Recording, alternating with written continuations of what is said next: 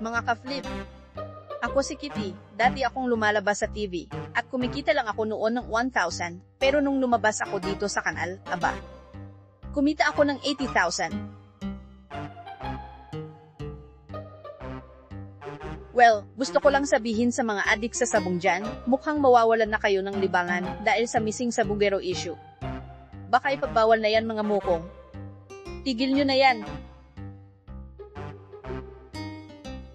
Pero kung ayaw niyong paawan at adik talaga kayo sa sabong, ito ang tip ko.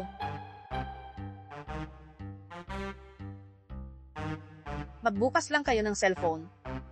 Manood kayo ng bangayan sa Senado tungkol sa impeachment ni Sara. Yan. Para na kayong nanood ng online sabong yan.